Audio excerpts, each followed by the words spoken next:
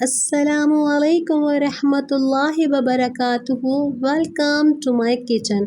आज मैं आपके लिए मज़ेदार से मिक्स अचार की रेसिपी लेके आई हूँ। आए बनाना स्टार्ट करते हैं। 1 किलो हमने कैरी लिए। इस तरीके से कैरी को काट के अच्छी तरीके से वॉश करके मैंने खुशक कर लिया है। एक परात के अंदर हम सारी कैरी डाल देते हैं। हाफ़ टी स्पून हल्दी डालेंगे और 1 टेबल स्पून हम इसके अंदर नमक डाल देते हैं।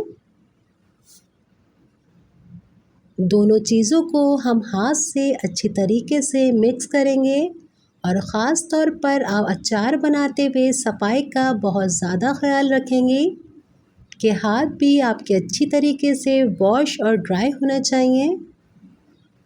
और 24 घंटे के लिए हमें अपनी कैरी को ढक के रख देना है।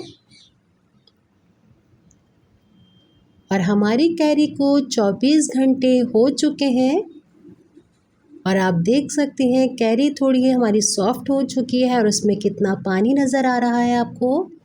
सबसे पहले हम एक छन्नी के अंदर अपनी सारी कैरी को डाल देते हैं कि सारा पानी हमारी छन्नी के अंदर से निकल जाए और अच्छी तरीके से छन्नी के अंदर ये देखें आप कितना पानी निकल चुका है हमारा। और हम अब इसे एक कपड़े के ऊपर खुशक करने के लिए फैला देंगे। जब तक हम इसे नहीं उठाएंगे, जब तक हमारी कैरी अच्छे से खुशक ना हो जाए। और आप देख सकते हैं कैरी हमारी अच्छी तरीके से ड्राई हो चुकी है। अब हम इसका मसाला तैयार कर लेते हैं।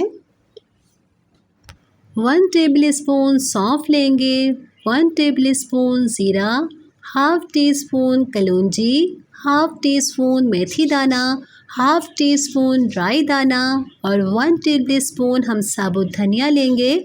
सबसे पहले एक मिक्सर के अंदर हम सारे मसालों को डाल देते हैं। अगर आपके पास इमाम दस्ता है तो उसके अंदर भी आप डाल के हल्का सा दरदरा सा कूट सकती हैं।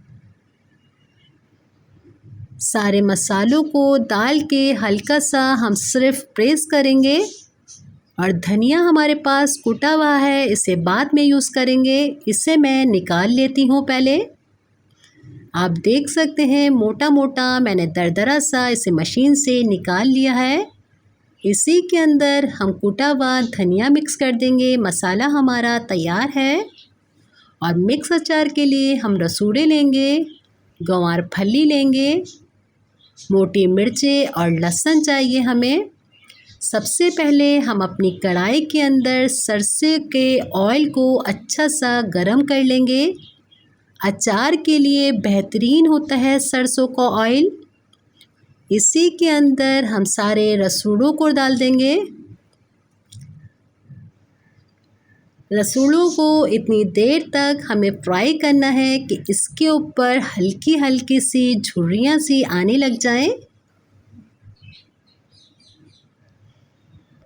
और आप ये देख सकते हैं कि हमारे रसूड़ों के ऊपर झुर्रियाँ सी आने लग गई हैं। इसी के अंदर हम सारी कैरी डाल देंगे। अच्छी तरीके से हम इसे मिक्स करेंगे।